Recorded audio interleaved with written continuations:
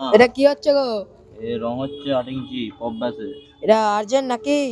না না আর্জেন্ট নয়। তো এটা কোথায় যাবে?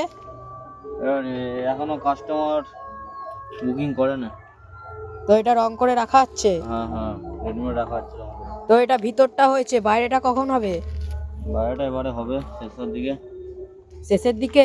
হ্যাঁ, ভিতরটা সারা হয়ে যাওয়ার পরে। এটা কত? 8 ইঞ্চি পপ ব্যাস। স্টাইলটা জোরদার না? হ্যাঁ তো বন্ধুরা দেখতে পাচ্ছেন এখানে 8 ইঞ্চির অনেক আরসিএম মিড আছে।